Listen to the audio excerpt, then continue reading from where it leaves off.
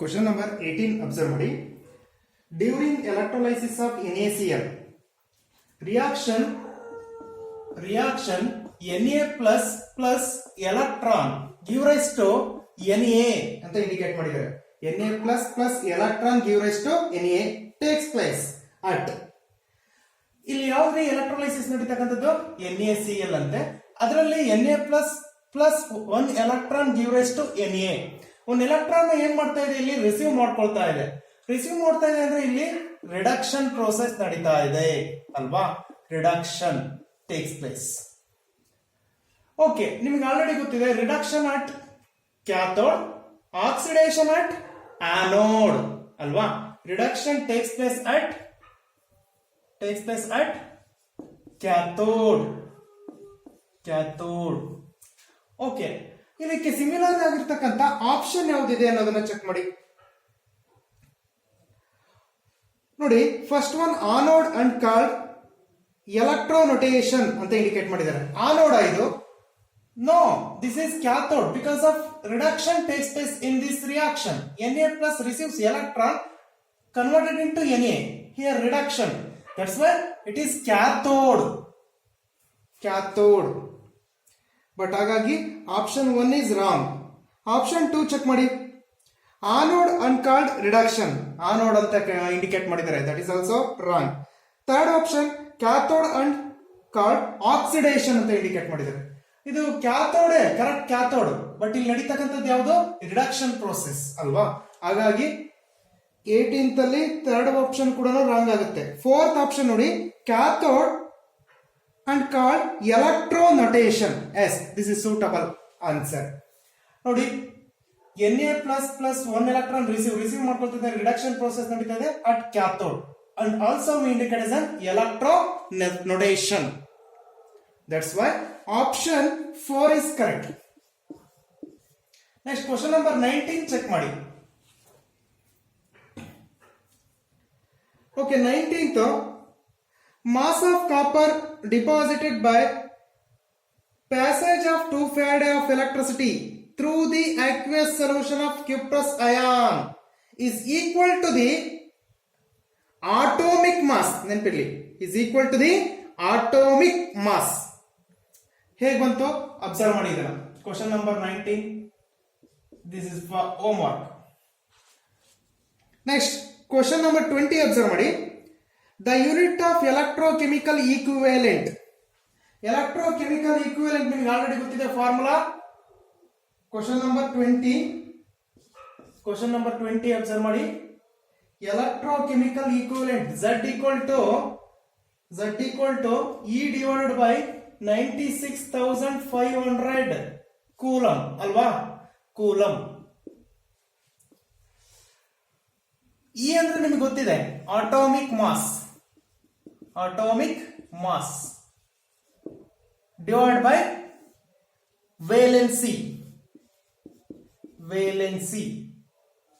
Atomic mass divided by valency. Okay, ಇಲ್ಲಿ ಕೇಳಿರೋದು ಏನಪ್ಪ, ಇಲ್ಲಿ ಕೇಳಿರ್ತಕ್ಕಂಥದ್ದು ಯೂನಿಟ್. ಹಾಗಾಗಿ ನಿಮ್ಗೇನು ಬೇಕಾಗಿಲ್ಲ, ನಿಮ್ಗೆ ಆಲ್ರೆಡಿ ಗೊತ್ತಿದೆ. ಈಕ್ವಿವೆಲೆಂಟ್ weight ಅನ್ನು ನಾವು ಯಾವ್ದ್ರಲ್ಲಿ ರೆಪ್ರೆಸೆಂಟ್ ಮಾಡ್ತೀವ್ರಿ? E ಅಂದ್ರೆ equivalent weight in grams divide by 96,500 ಕೂಲಂ ಅಂತ ಇದೆ. ಓಕೆ, ಕೂಲಂ ಇರೋದನ್ನ ಯೂನಿಟ್ ಕೂಲಂ ಆಗಿ ಇಟ್ಕೊಂಡಿದ್ದೀನಿ. ಈಕ್ವಿವೆಲೆಂಟ್ weight ಅನ್ನ ಗ್ರಾಮ್ ಅಂತ ಇಂಡಿಕೇಟ್ ಮಾಡಿದ್ದೀನಿ. ಅದೇ ಕೂಲಂ ಮೇಲ್ಗಡೆ ಬಂತು ಅಂದ್ರೆ, ಅಥವಾ ಕೂಲಂ ಗ್ರಾಮ್ ಪರ್ ಕೂಲಂ ಅಂತ ನಾದ್ರೂ ಇಂಡಿಕೇಟ್ ಮಾಡಬಹುದು, ಅಥವಾ ಗ್ರಾಮ್ ಕೂಲಂ ಇನ್ವರ್ಸ್ ಈ ತರನಾದ್ರೂ ಇಂಡಿಕೇಟ್ ಮಾಡ್ತಾರೆ. ಹಾಗಾಗಿ ಆಪ್ಷನ್ ಏನಾಗುತ್ತೆ ಚೆಕ್ ಮಾಡಿ. Yes, gram per coulomb. Option 3 is correct. ನೋಡಿ, Z ಅಂದ್ರೆ chemical equivalent is equal to the formula ಇದೆ E divided by 96,500 coulomb. E ಅಂದ್ರೆ ಯೂನಿಟ್ ಏನಾಗಿರುತ್ತೆ, ಈಕ್ವಿವೆಲೆಂಟ್ weight ಇನ್ ಗ್ರಾಮ್ಸ್. ಇಲ್ಲಿ ಆಲ್ರೆಡಿ ಕೂಲಂ ಇದೆ, gram per coulomb. This is unit for electrochemical equivalence. Next question number 21 check ಮಾಡಿ. The atomic mass of aluminum is 27. The electrochemical equivalent of aluminum in AlCl3 solution. AlCl3 solution. ನಿಮ್ಗೆ already formula ಗೊತ್ತಿದೆ. Electrochemical equivalence formula Z equal to E divided by 96,500 coulomb ಅಲ್ವಾ. Equivalent weight ಅಂದ್ರೆ ಏನಂತ ಹೇಳಿದ್ದೆ ನಾನು? Equivalent weight equal to atomic mass divided by atomic mass divided by valency. Atomic mass of aluminum ಏನು ಕೊಟ್ಟಿದ್ದಾರೆ? 27 ಕೊಟ್ಟಿದ್ದಾರೆ. Divided by valency ಎಷ್ಟು? Already you know that aluminum valency is 3. 3 ones are 3 9s are 27. ಹಾಗಾದ್ರೆ equivalent weight E equal to 9 ಅಲ್ವಾ. ಹಾಗಾಗಿ ಬರೀರಿ ಇಲ್ಲಿ E equal to 9 divided by 96,500 coulomb. Okay, option ಇದೆಯಲ್ರಿ? Option yes, option 4 is correct. 9 divided by 96,500 ಏನಿದೆಯಲ್ಲ ಅದು option 4 is correct for question number 21.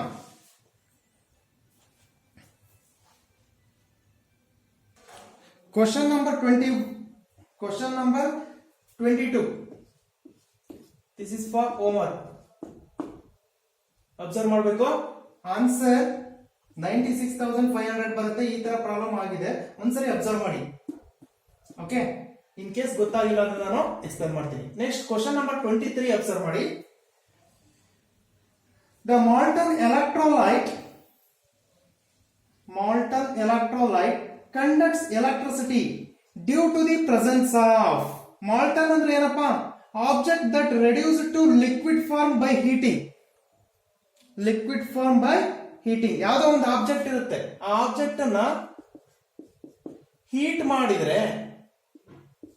ಮಾಡಿದ್ರೆ ಏನಾಗುತ್ತೆ? It becomes to liquid form. That object becomes to liquid when that substance heated. ಅಂದ್ರೆ heat ಮಾಡ್ತಾ ಹೋದಂಗೆಲ್ಲ ಆ object ಏನಾಗುತ್ತೆ? It becomes to liquid. ಅದನ್ನ ನಾನು ಏನಂತ ಕರಿತೀನಿ? ಮಾಲ್ಟನ್ ಎಲೆಕ್ಟ್ರೋಲೈಟ್ ಅಂತ ಇಂಡಿಕೇಟ್ ಮಾಡ್ತೀವಿ. ಎಕ್ಸಾಂಪಲ್, ಸಾಲಿಡ್ NaCl ಇದೆ ಅನ್ಕೊಳ್ಳಿ. ಇದನ್ನ ಹೀಟ್ ಮಾಡ್ತಾ ಹೋಗ್ತೀನಿ. ಹೀಟ್ ಮಾಡಿದಾಗ ಲಿಕ್ವಿಡ್ ಫಾರ್ಮಿಗೆ ಬರುತ್ತೆ. Liquid form, okay. Ionic state ಅಲ್ಲಿ ಕೂಡ ಎಕ್ಸಿಸ್ಟ್ ಆಗೋ ಚಾನ್ಸಸ್ ಇರುತ್ತೆ. ಬಿಕಾಸ್ ಆಫ್ NaCl ಮತ್ತೆ ಏನಿದೆಯಲ್ಲ ಬಾಂಡ್ ಬ್ರೇಕ್ ಆಗೋ ಚಾನ್ಸಸ್ ಇದೆ. ಓಕೆ, ಹಾಗಾದ್ರೆ the molten electrolyte conducts electricity due to the presence of ಅಂತ ಹೇಳಿದರೆ ನೋಡಿ, due to the presence of free ions ಅಂತ. Option 2 is correct. Due to the presence of free ions. Option 2 is correct. Okay, next question number 24 check ಮಾಡಿ. A solution of an electrolyte in water when electrolyzed liberated H2 at cathode and Cl2 at anode. The electrolyte must be ಅಂತ indicate ಮಾಡಿದ್ದಾರೆ. ನೀವು ನೆನಪಿರಲಿ, aqueous NaCl liberates H2 at liberates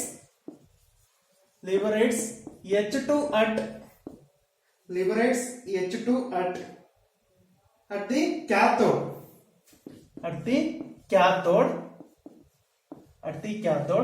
and Cl2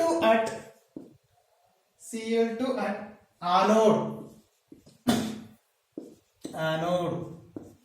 during electrolysis.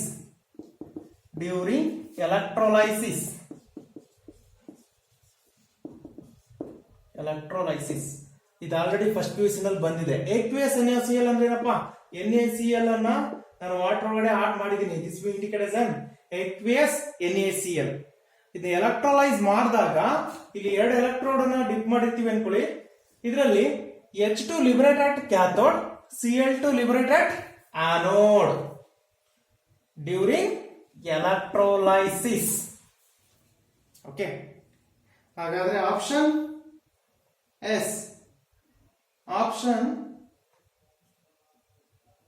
Correct ಅಲ್ವಾ, NaCl.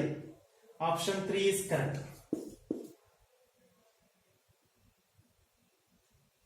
Next question number 25 check ಮಾಡಿ. A solution, sorry, question number 25. A current of I ampere is passed through the solution of an electrolyte for time t minutes. Current time ಕೊಟ್ಟಿದ್ದಾರೆ I ampere. Next time t seconds ಅಂತ indicate ಮಾಡಿದ್ದಾರೆ. Time t minutes ಅಂತ indicate ಮಾಡಿದ್ದಾರೆ. ಅದನ್ನ second ಅಲ್ಲಿ convert ಮಾಡಬೇಕು. ಅಂದ್ರೆ t into 60. Okay, next. When m gram of substance is liberated at the electrode, m gram mass ಎಷ್ಟು ಕೊಟ್ಟಿದ್ದಾರೆ? m gram ಅಂತ ಇಂಡಿಕೇಟ್ ಮಾಡಿದ್ದಾರೆ. m gram of a substance is liberated cathode. The ECE of the substance is equal to, ECE ಅಂದ್ರೆ electrochemical equivalence. electrochemical equivalence E ಅಂತ indicate ಮಾಡ್ತೀವಿ. Electrochemical equals ಸರಿ ಏನಂತ indicate ಮಾಡ್ತೀವಿ? Z equal to electrochemical equivalence we indicated by Z.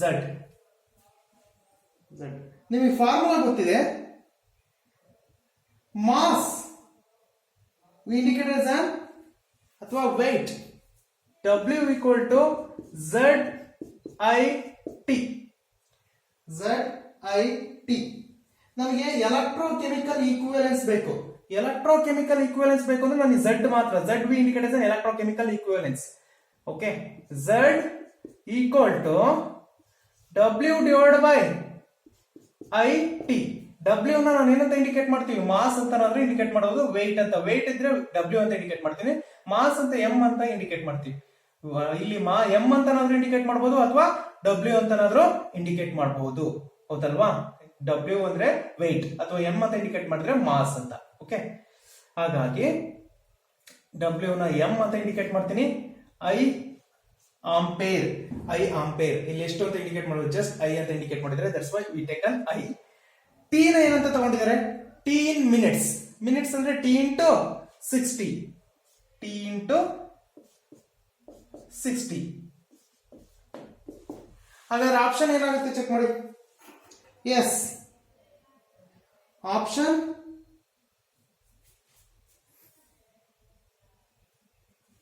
Option 3 is correct. Option 3 ಏನ್ ಕೊಟ್ಟಿದ್ದಾರೆ? m divided by 60 into IT. 60 into IT. 60 minutes ಅಂತ T minutes ಅಂತ ಕೊಟ್ಟಿರೋದ್ರಿಂದ T into 60 ಮಾಡ್ಕೊಂಡಿರ್ತೀವಿ ಅಷ್ಟೇ. ಓಕೆ,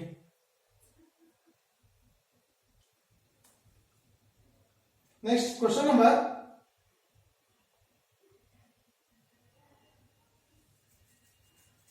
26 ಅಬ್ಸರ್ವ್ ಮಾಡಿ. Question number 26. The SRP of Mg and copper are minus 2.30 volt and plus 0.337 volt respectively. Then which of the following is wrong?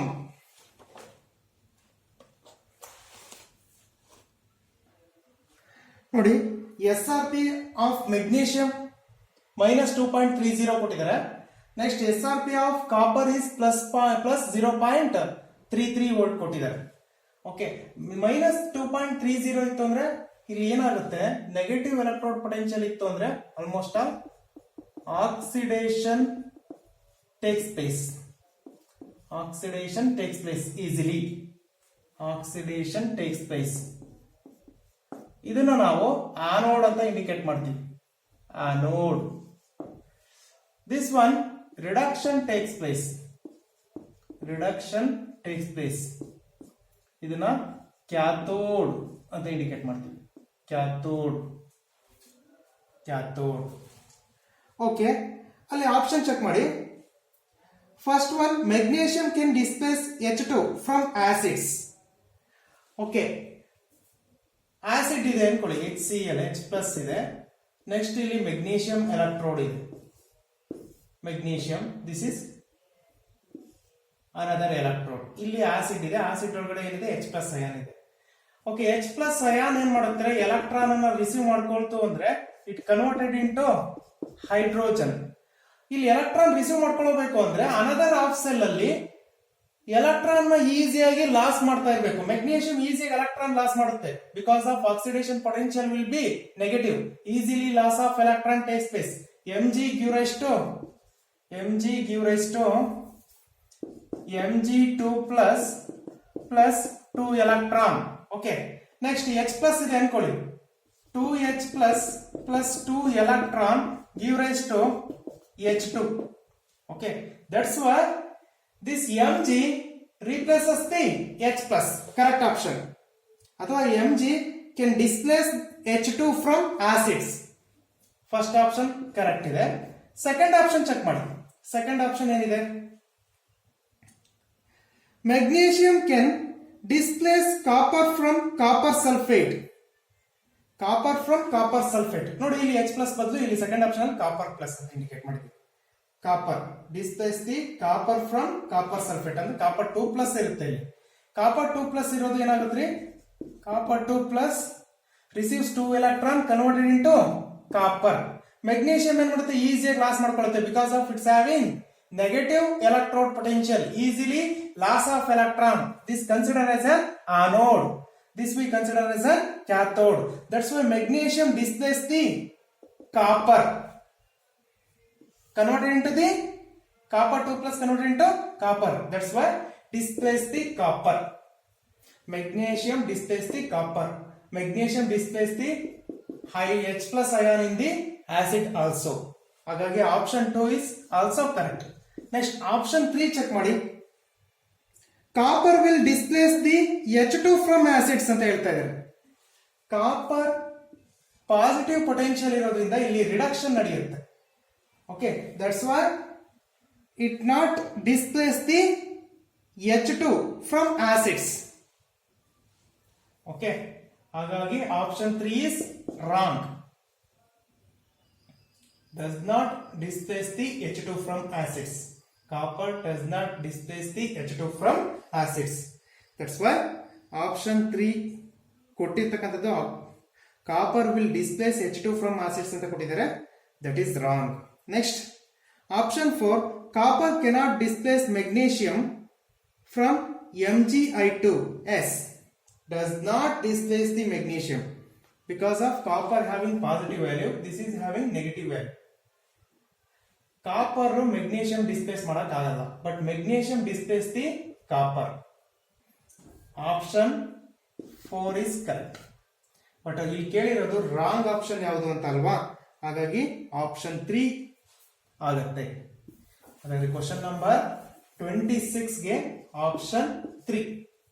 Question number 27 check ಮಾಡಿ.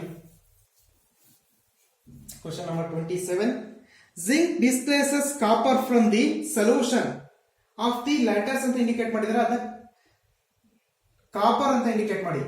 zinc displaces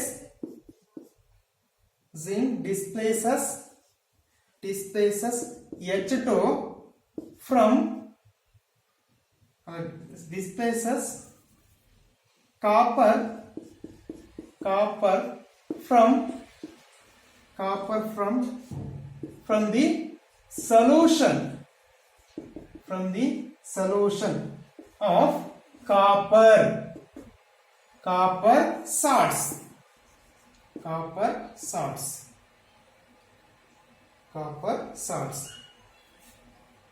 salts because question ಅನ್ನ ಈ ರೀತಿ indicate ಮಾಡಿ, latus ಅಂತ ಇದೆ ಅದನ್ನ word ಅನ್ನ remove ಮಾಡಿ ಕಾಪರ್ ಅಂತ ಬರ್ಕೊಳ್ಳಿ. ಆಪ್ಷನ್ ಯಾವ್ದಾಗುತ್ತೆ ಚೆಕ್ ಮಾಡಿ.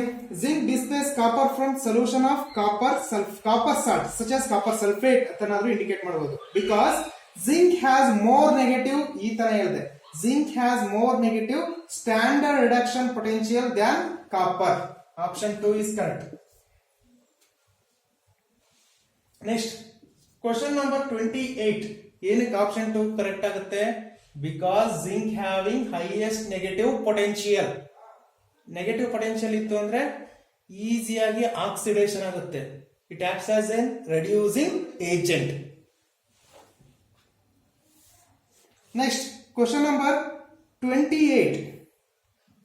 The platinum foil in a hydrogen electrode is coated with platinum black because the later ಅಂತ ಇಂಡಿಕೇಟ್ ಮಾಡ್ತಾ ಇದ್ದಾರೆ. ನೋಡಿ, ನಿಮಗೆ ಗೊತ್ತಿರಲಿ, ಹೈಡ್ರೋಜನ್ ಎಲೆಕ್ಟ್ರೋಡ್ ಅಲ್ಲಿ ಪ್ಲಾಟಿನಂ ಏನಕ್ಕೆ ಯೂಸ್ ಮಾಡ್ತಾರೆ ಅಂತ ಅಂದ್ರೆ, ಹೈಡ್ರೋಜನ್ ಎಲೆಕ್ಟ್ರೋಡ್ ಅಂದಾಗ H2 ಅಂತ ಬರುತ್ತೆ. This is in gaseous form. Hydrogen gaseous form. Hydrogen electrode ಅಲ್ಲಿ ಪ್ಲಾಟಿನಂ ಏನಕ್ಕೆ ತಗೊಳ್ತಾ ಇದೀವಿ? Because hydrogen is gaseous form. Electrode ಅಂತ ಇಂಡಿಕೇಟ್ ಮಾಡ್ತಾ ಇದೀವಿ ಅಂದ್ರೆ ಅದು ಮೆಟಲ್ ಆಗಿರ್ಬೇಕು ಅಲ್ವಾ? ಹಾಗಾಗಿ ಈ ಹೈಡ್ರೋಜನ್ ಗ್ಯಾಸ್ ಅನ್ನ ಹೋಲ್ಡ್ ಮಾಡೋದಕ್ಕೆ ಒಂದು ಮೆಟಲ್ ಬೇಕಾಗುತ್ತೆ. ಆ ಮೆಟಲ್ ಅನ್ನು ನಾನು ಪ್ಲಾಟಿನಂ ಕನ್ಸಿಡರ್ ಮಾಡ್ತಾ ಇದ್ದೀನಿ. ಬಿಕಾಸ್ ಸರ್ ಬೇರೆ ಅದರ್ ಮೆಟಲ್ಸ್ ಕೂಡ ಇದಾವೆ. ಪ್ಲಾಟಿನಮ್ ಏನಕ್ಕೆ ನಾವು ಕನ್ಸಿಡರ್ ಮಾಡ್ತಾ ಇದೀವಿ? Because platinum is inert, does not reacts with the H2. It provides surface area for the H2.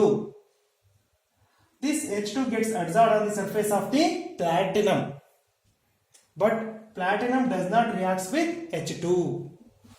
That's why option 1 is correct. Increase its surface area and minimize polarization. Surface area. ಮತ್ತೆ ಇಲ್ಲಿ platinum block ಅನ್ನ ಏನಕ್ಕೆ add ಮಾಡ್ತಾರೆ ಅಂತ indicate ಮಾಡಿದ್ದಾರೆ. Platinum already plate ಇದೆ, ಅದ್ರ ಮೇಲೆ ಪ್ಲಾಟಿನಂ ಬ್ಲಾಕ್ ಕೂಡ ಕೋಟೆಡ್ ಮಾಡ್ತಾರೆ. Because of increase surface area to provide surface area for hydrogen. Surface area for hydrogen. This hydrogen gets adsorbed on the surface of the platinum. Option first correct. Question number 29 ನೋಡಿ. In the salt bridge KCl is used because ನಿಮಗೆ ಗೊತ್ತಿದೆ salt bridge ಅಲ್ಲಿ almost all salt bridge used for neutrality in this cell. Okay, example in KCl ಕೊಟ್ಟಿದ್ದಾರೆ. The transport of number of K plus and Cl minus are nearly equal to maintain neutrality. Neutrality ಯಾವಾಗಲೂ nearly ಏನಾಗಿರಬೇಕು? Equal ಇರಬೇಕು. ಹಾಗಾಗಿ option 3 is correct for question number 29. Question: when a zinc piece is kept in copper sulfate solution, copper gets precipitate because ಇಲ್ಲಿ ನೋಡಿ, zinc ಇದೆ, another cell ಅಲ್ಲಿ copper ಇದೆ. Copper electrode, zinc electrode. This one copper electrode, this one zinc electrode. ಇವೆರಡನ್ನು ಕೂಡ ನಾವು connect ಮಾಡಿದೀವಿ ಅಲ್ವಾ? ಎರಡು ಕನೆಕ್ಟ್ ಮಾಡಿದೀವಿ ಅನ್ಕೊಳ್ಳಿ. ಜನರಲಿ ರಫ್ ಆಗಿ ಬರೀತಾ ಇದೀನಿ, ಇದು ಆಲ್ರೆಡಿ ನಿಮ್ಗೆ ಹೇಳಿದೀನಿ ಕೂಡ. ಅಥವಾ ಇದನ್ನ ಜಿಂಕ್ ಅಂತ ಕರೆಸ್ತೀವಿ. First one zinc, this one copper. Left side ಅಲ್ಲಿ ಆನೋಡ್ ಅನ್ನ ಬರೀಬೇಕು, ರೈಟ್ ಸೈಡ್ ಅಲ್ಲಿ ಕ್ಯಾಥೋಡ್ ಬರ್ದಿದ್ದೀನಿ. ಜಿಂಕ್ ಏನ್ ಮಾಡುತ್ತೆ? ಎಲೆಕ್ಟ್ರಾನ್ ಲಾಸ್ ಮಾಡ್ಕೊಳ್ತಾ ಇದೆ. ಅಂದ್ರೆ ಎಲೆಕ್ಟ್ರೋಡ್ ಏನಾಗ್ತಾ ಹೋಗುತ್ತೆ? ಡಿಸಾಲ್ವ್ ಆಗ್ತಾ ಹೋಗುತ್ತೆ. ಡಿಸಾಲ್ವ್ ಆಗ್ತಾ ಇದೆ ಅಂದ್ರೆ ಜಿಂಕ್ 2+ ಅಯಾನ್ ಕಾನ್ಸಂಟ್ರೇಷನ್ ಇನ್ಕ್ರೀಸ್ ಆಗುತ್ತೆ. ಬಟ್ ಇಲ್ಲಿ copper zinc 2 here copper 2+ ions are there. This copper 2+ ions receives the electron and then gets deposited on the copper in the form of precipitate. Precipitate ಏನಕ್ಕಾಗುತ್ತೆ? Because of copper 2+ receives the electron to formation of neutral form of copper. Cu2+ plus 2 electron give rise to Cu. ಏನಕ್ಕೆ precipitate ಆಗುತ್ತೆ? It receives the electron. Okay, ಇಲ್ಲಿ potential consider ಮಾಡಿದಾಗ zinc having high negative potential, copper having positive potential.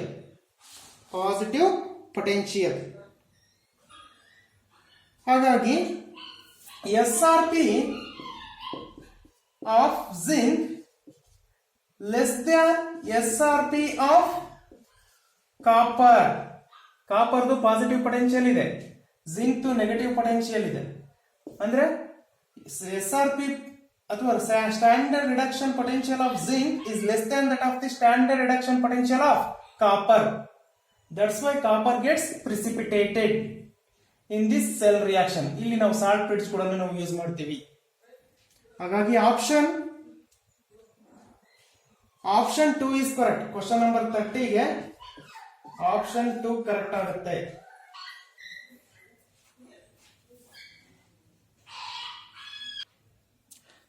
Next question number 31 check ಮಾಡಿ. Question number 31 ಏನಿದೆ? E naught of M3 plus M2 plus value for chromium, manganese and then iron ಕೊಟ್ಟಿದ್ದಾರೆ. ಕ್ರೋಮಿಯಂಗೆ ಎಷ್ಟಿದೆ? -0.41 volt. Next manganese plus 1.57. next iron plus 0.77 volt. ಅದಾದ ನಂತರ cobalt ಕೊಟ್ಟಿದ್ದಾರೆ. Cobalt 1 plus 1.97 volt. 97 volt ಇಷ್ಟು ಕೊಟ್ಟಿದ್ದಾರೆ respectively. For which one of these metals the change in oxidation state from +2 to +3 is easiest? +2 to +3 is easiest. ಇಲ್ಲಿ 4 metal ಕೊಟ್ಟಿದ್ದಾರೆ, ಅದರ electrode potential ಕೊಟ್ಟಿದ್ದಾರೆ. ಅಲ್ಲಿ ಈ 4ರಲ್ಲಿ +2 ಇಂದ +3ಗೆ ಈಸಿಯಾಗಿ ಯಾವುದು ಕನ್ವರ್ಟ್ ಆಗುತ್ತೆ ಅಂತ ಕೇಳಿದ್ದಾರೆ. +2 ಇಂದ +3 ಹೋಗ್ತಾ ಇದೆ ಅಂದ್ರೆ ಏನಂತ ನಾವು ಆಕ್ಸಿಡೇಷನ್ ಎಲಿಮೆಂಟ್ರಿ. 1 ಎಲೆಕ್ಟ್ರಾನ್ ಏನಾಗ್ತಾ ಇದೆ? ಲಾಸ್ ಆಗ್ತಾ ಇದೆ. We indicate as oxidation. Oxidation ಆಗಬೇಕು ಅಂದ್ರೆ ನೆಗೆಟಿವ್ ಪೊಟೆನ್ಶಿಯಲ್ ಅಥವಾ ಲೆಸ್ ಪೊಟೆನ್ಶಿಯಲ್ ಇರ್ತಕ್ಕಂಥದ್ದು, ಲೆಸ್ ರಿಡಕ್ಷನ್ ಪೊಟೆನ್ಶಿಯಲ್ ಅಥವಾ ಲೆಸ್ ಎಲೆಕ್ಟ್ರೋಡ್ ಪೊಟೆನ್ಶಿಯಲ್ ಯಾವ್ದಿರುತ್ತೋ ಅದು ಈಸಿಯಾಗಿ ಆಕ್ಸಿಡೇಷನ್ ಆಗುತ್ತೆ. ಲೆಸ್ ಎಲೆಕ್ಟ್ರೋಡ್ ಪೊಟೆನ್ಶಿಯಲ್ ಯಾವ್ದಕ್ಕಿದೆ? ಕ್ರೋಮಿಯಂ ಅಂದ್ರೆ -0.41 ವೋಲ್ಟ್ ಅಂತ ಇದೆ. This oxidation takes place easily compared to other.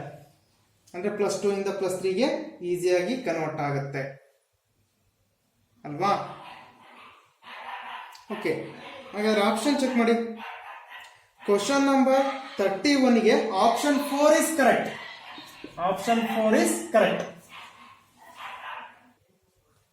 Question number 32. Question number 32 ಏನಿದೆ? For an element ECE is equal to ECE ಅಂದ್ರೆ ಏನ್ರಿ? electrochemical equivalence. electrochemicals equivalence ಅದನ್ನ ಯಾವ್ದ್ರಲ್ಲಿ ರೆಪ್ರೆಸೆಂಟ್ ಮಾಡ್ತೀವಿ? Z ಅಲ್ವಾ? Z equal to ನಿಮ್ಗೆ ಗೊತ್ತಿದೆ. Z equal to E divided by 96,500 coulomb. ಹಾಗಾದ್ರೆ ನಿಮ್ಗೆ equivalent weight is equal to atomic mass divided by valency. atomic mass divided by valency. ಹಾಗಾದ್ರೆ E equal to atomic mass divided by valency ಆದ್ರೆ ಇದಕ್ಕೆ substitute ಮಾಡಿ. atomic mass divided by valency into 96,500 ಕೂಲಂ. Okay, ಹಾಗಾದ್ರೆ option ಏನಾಗುತ್ತೆ check ಮಾಡಿ. Option 4 is correct. Option 4 is correct. Next question number 33. EMF of a cell terms of reduction potential of its left and right electrode is. Left and ನಿಮ್ಗೆ already ಗೊತ್ತಿದೆ. Reduction potential ಅಥವಾ electrode potential E equal to E cathode minus E anode ಅಲ್ವಾ, minus E anode.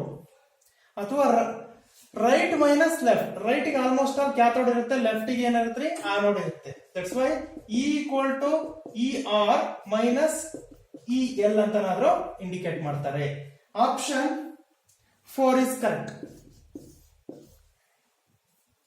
Last, in a H2O2 fuel cell, combustion of hydrogen occurs to create a potential difference between the two electrode. It will create a potential difference between the two electrode surface.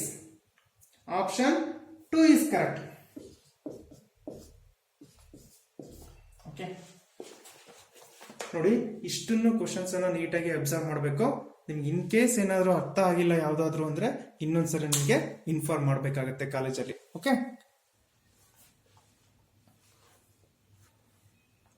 ಈಗ almost all L1 part over. Next L2 part ಇದೆ, ಅದನ್ನು next ಕ್ಲಾಸಲ್ಲಿ ನಾನು start ಮಾಡ್ತೀನಿ. Okay, ಇದನ್ನು ನೀಟಾಗಿ ಇನ್ನೊಂದ್ಸರಿ observe ಮಾಡಿ. ಇಲ್ಲಿ ಎರಡು ನಾನು ಹೋಮ್ವರ್ಕ್ ಕೊಟ್ಟಿದ್ದೀನಿ. ಇಮಿಡಿಯೇಟ್ ಆಗಿ ಇವೆರಡು ಹೋಮ್ವರ್ಕ್ ಅನ್ನ ಯಾವುದು question number 22, question number 19, question number 22, question number 19 ಇದನ್ನ ಸಾಲ್ವ್ ಮಾಡೋದಕ್ಕೆ ಟ್ರೈ ಮಾಡಿ ಇವಾಗ. ಓಕೆ, ನೆಕ್ಸ್ಟ್ ಕ್ಲಾಸ್ ಅಲ್ಲಿ ಲೆವೆಲ್ 3